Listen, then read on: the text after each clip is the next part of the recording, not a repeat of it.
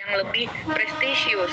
Tadinya kita mungkin adanya di pinggiran Jakarta, kemudian perusahaan kita makin sehat, kita bisa menempati lokasi di Sudirman gitu ya. Kita bisa mengundang media menyampaikan bahwa kami launching pada saat launching itu kita sampaikan bahwa perusahaan kita sehat, bagus, keuntungan dengan keuangan yang bagus sehingga kita bisa pindah ke lokasi yang baru. Dengan demikian diharapkan untuk beberapa tahun ke depan kita akan survive lagi meskipun mungkin ada di dunia kita bisnis kita bergerak gitu banyak sekali hambatan-hambatan, tapi kita berharapkan bisa survive di dunia bisnis misalnya contoh seperti itu ya, atau dari katakan itu mungkin dari perbankan ya, atau juga kita punya sesuatu yang perlu diumumkan yang sangat signifikan misalnya, atau yang akan mempengaruhi jalannya perusahaan kita. Misalnya nih, katakanlah announcement tentang apa sih? Oh, ternyata bahwa pimpinan di perusahaan kita diganti. Entah karena mungkin dia sudah berumur, sudah cukup umur, tapi dia memberikannya kepada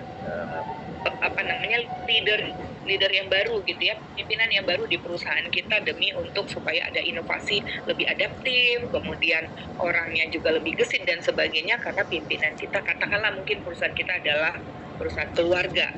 Ini adalah hal-hal yang lazim biasanya di perusahaan keluarga, di mana perusahaan itu berjalan ya seringkali udah sampai tua dia masih jadi dirut ya kalau di perusahaan keluarga, tapi ternyata ketika dia turun dia akan digantikan, bisa saja timbul gonjang-ganjing karena bisa menimbulkan spekulasi misalnya bapaknya jangan-jangan mengalami masuk rumah sakit mungkin ya, atau kena serangan jantung atau apa nih, bagaimana ya perusahaan ini, limbung kayaknya perusahaan ini kalau ada hal-hal seperti ini. Tapi ternyata kita bikin announcement, kita mengundang media, si Bapak Dirut hadir dalam kondisi sehat, orang yang akan meneruskan juga hadir, sehingga orang-orang bisa melihat bahwa perusahaan ini meskipun adalah perusahaan keluarga, tetapi perusahaan ini bisa melakukan handing over kepada yang generasi yang lebih muda untuk mengelola perusahaan ini. Nah, ini adalah bentuk-bentuk kenapa kita perlu menghandle atau mengadakan press conference dengan mengundang media. Jadi idealnya ini bukan berarti ini aja yang perlu kita lakukan untuk konferensi pers, tetapi di sini seperti disebutkan ini idealnya adalah untuk event-event atau announcement dari perusahaan kita yang kita anggap penting atau bisa berpengaruh terhadap jalannya roda perusahaan kita. Oke, sebentar. Nah, tadi kalian sudah melihat yang saya sebutkan itu bisa seperti di gambar ini tadi, ya. Kalau kita mengadakan press con, kelihatan crowded, ramai sekali, bahkan mungkin orang susah mendapatkan gambar karena dia tertutup oleh fotografer yang ada di depan, tapi bisa jadi situasinya seperti ini. Yang ini lebih kepada seandainya ada announcement yang akan disampaikan. Jadi cukup satu orang di depan, dia mengumumkan, saudara-saudara, pada hari ini kita mengumumkan bahwa perusahaan kami sudah mengalami perubahan pergantian dari direktur bla bla bla bla bla, ya. Jadi cukup satu orang di sini dan orang-orang meriung. Kalau yang tadi yang lazim terjadi, kalau kalian melihat yang ini, settingnya adalah beberapa orang udah diatur di depan gitu ya. Ada mungkin sebagai MC, mungkin bisa jadi dari humas, ya. Kemudian ada beberapa pembicara di situ akan melakukan tanya jawab seandainya media mengajukan pertanyaan. Misalnya ketika kemarin Pilpres, barangkali itu diadakan oleh KPU, ya. KPU menggelar konferensi pers. Nah, beberapa orang ada di depan. Ini semua terlihat ramai, ya. Yang medianya di depan dari KPU ini, mereka ditanya pertanyaan mulai ketuanya dan sampai juga kepada mereka yang menjadi saksi ketika dilakukan pencoblosan. Atau juga misalnya yang di bawah seperti ini, yang kondisi seperti ini, boleh jadi settingnya juga tetap ada banyak orang. Misalnya untuk kasus anak yang diduga meninggal karena meninggal di kolam renang Duren Sawit itu, ya. Jadi ini bukan hanya satu orang yang menghadapi sekian banyak jurnalis ini, tetapi kalau yang seperti ini sendiri ini kita bisa lihat bahwa biasanya dilakukan di mana nih, ya. Mungkin saja kalau kalian lihat juru bicara kantor kepresidenan, ya, biasanya muncul seperti ini, atau dari White House, ya, sama juga ya, kantor kepresidenan Amerika Serikat. Dia berdiri di podium, kemudian menyampaikan berita-berita, informasi-informasi yang ingin disampaikan ke pers. Kemudian persnya mengacungkan tangan untuk mengajukan pertanyaan. Nah, untuk yang seperti ini perlu kalian ketahui, kalau di kantor kepresidenan, pers yang ada itu, yang diundang itu, biasanya memang itu-itu saja. Jadi mereka tuh sudah terdaftar sebagai pers di kantor kepresidenan. Bukan orang yang bisa berganti-ganti setiap saat, ya. Tapi ini mereka sudah terdaftar. Karena mereka sudah diseleksi, sudah melewati filterisasi, ya. Sehingga sudah diketahui nih kalau katakanlah dari TVRI si A, atau dari iNews si B, gitu. Tidak mungkin ada orang lain yang menggantikan dia karena dia sudah memegang ada kartu izin masuk ke istananya, gitu, atau ke wilayah yang berkaitan dengan kantor kepresidenan. Bahkan fotografernya sekalipun juga merupakan satu paket dengan reporternya. Jadi ketika si pembicara ini, katakanlah saya nih orang yang ada di depan, saya udah kenal setiap jurnalis itu karena orangnya pasti itu lagi. Jadi kalau dia mengacungkan tangan, saya akan langsung tahu, iya silakan yang dari Jakarta Post, atau silakan yang dari Republika, gitu.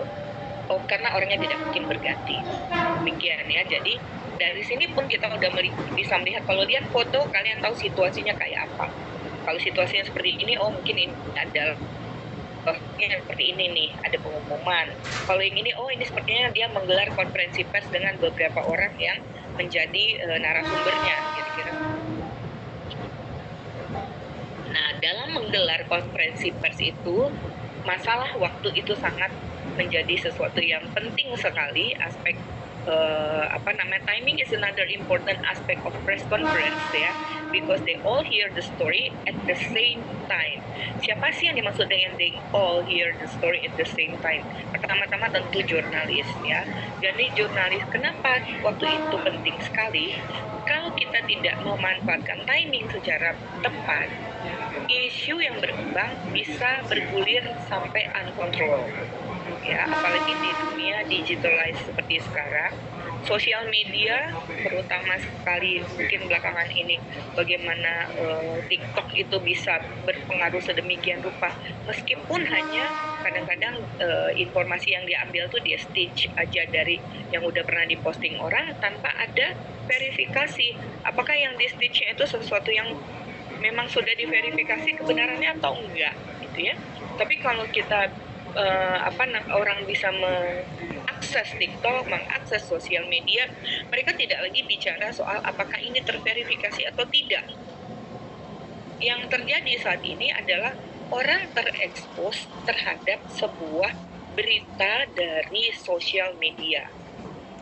Benar atau tidaknya susah sekali dibedakan oleh orang-orang yang tidak ingin mencari sumber berita yang lain sebagai pembanding. Karena itu, biasanya faktor waktu ini sangat penting bagaimana kita memonitor apa yang ada di berita online, memonitor di sosial media untuk memanfaatkan waktu ini dengan baik. Kapan kita bereaksi? Kapan kita sebagai humas itu aktif ya, ataukah kita reaktif terhadap isu? Tentu ada pertimbangan-pertimbangan tertentu.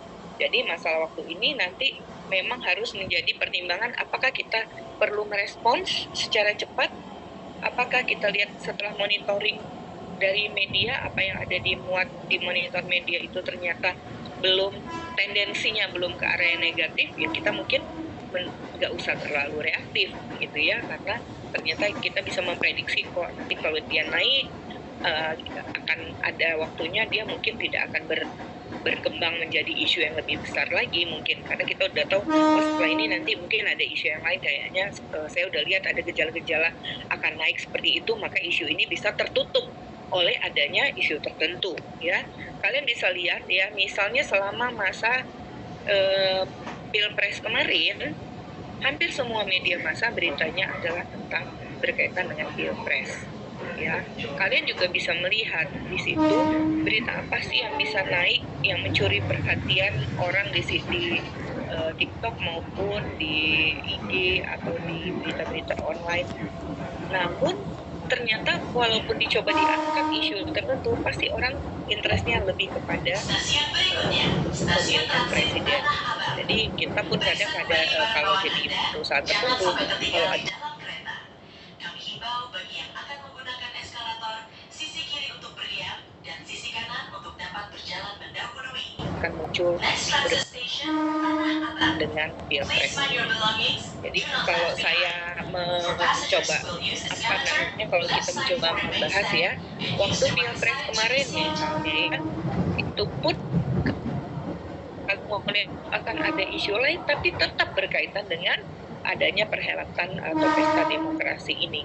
Jadi masih tetap bagaimanapun tetap isunya adalah tentang mungkin misalnya ya dari mulai isu tentang Pak Ganjar, kemudian sampai ada Prororo lah, Janggar lah, kemudian masuk lagi tentang sebelumnya Samsul ya, belimbing sayur dan seterusnya. Banyak sekali diramaikan dengan dalam tanda petik noise itu juga semua berkaitan dengan apa yang ada dikaitkan dengan isu-isu Pilpres. Jadi kalau ini tidak ada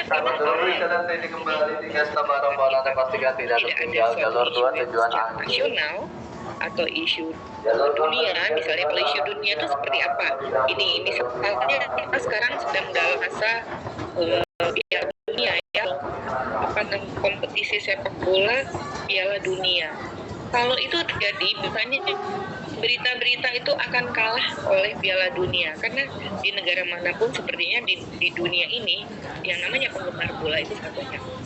Kalau ada isu-isu tertentu itu bisa saja tertutup dengan katakanlah misalnya juri Piala Dunia melakukan hal dengan bukan juri, gitu ya. Ini kemudian akan menjadi buzzer sehingga kita lupa. Bukan kitanya lupa, tetapi media banyak mengangkat isu dari dari lapangan sepak bola ini ketimbang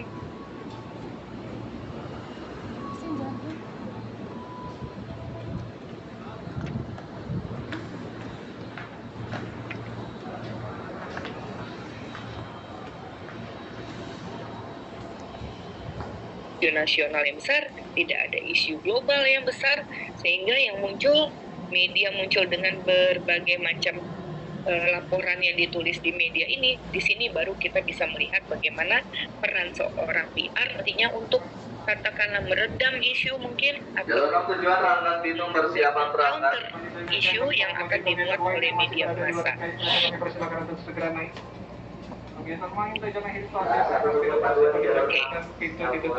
Seperti ini misalnya ya.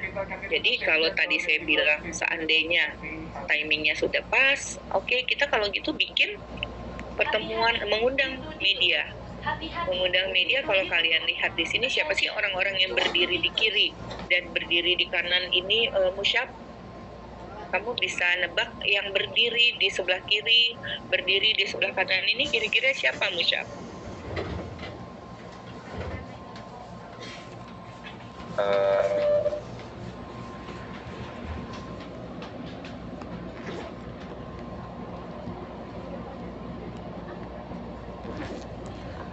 Asisten bukan.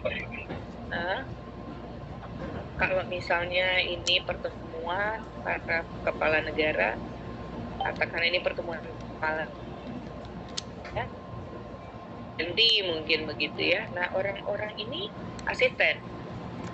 Ini asisten.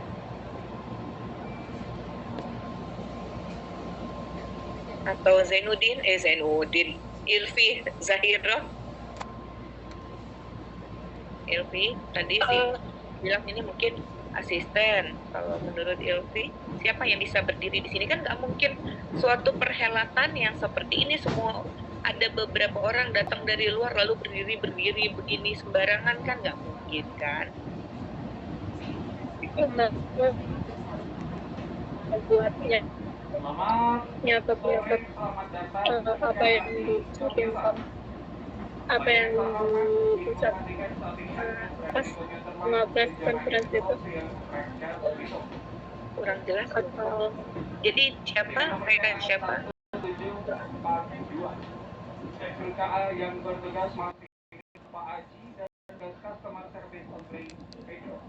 apa yang dibicarakan sama para pemimpin negara itu selama Mereka siapa? Tugas mencatat itu.